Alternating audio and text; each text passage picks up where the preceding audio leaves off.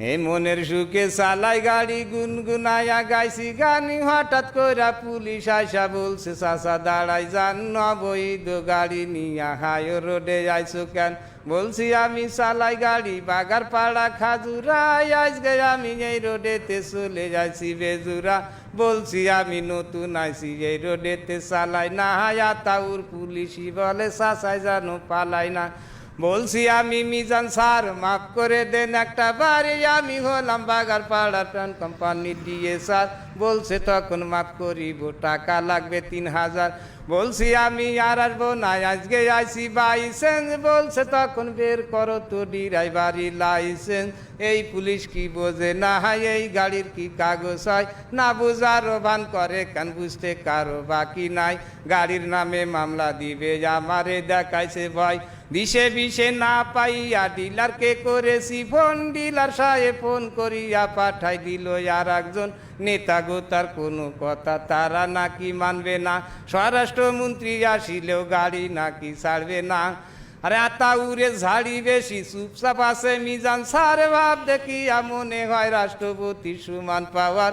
বলছে গাড়ি থানায় নেব দেব গাড়ি পুড়ায়ে, দেখিব কোন নেতায় আছে গাড়ি নিবে ছাড়ায়ে। আমি ভাবলাম কাজ হবে না কথা বেশি বাড়ায়। বলছি আমি বাড়ি যাব, বাড়ি যাওয়ার কি রাস্তায় উপায় একটা বের করে দেন, করে দেব ব্যবস্থা। সত্য একটা ঘটনা সবার সামনে করলাম প্রকাশ। বলছে তখন ডিলার রে টাকা করিতে বিকাশ। বলছি আমি নাম্বার দেন, আমারে কয় চুপ করেন। নাম্বার একটা দিয়া বলে 2600 টাকা মারেন। টাকা কি আর গাটি আছে, টাকা দেবে ডিলারে। হে মনে মনে চিন্তা করি কি বিপদ হয়ে আল্লাহ রে।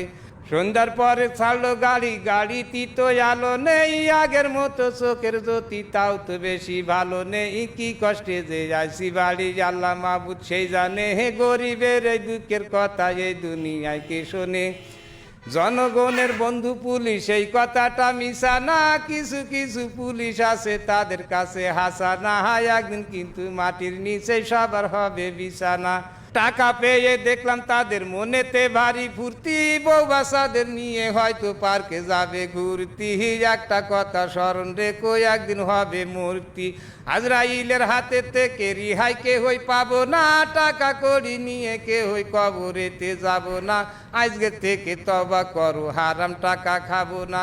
কিয়ামতের মাঠে আল্লাহ যেদিন করিবে বিচার, সেই দিন আমি দেখাই দেব ওই যে আল্লাহ মিজান স্যার।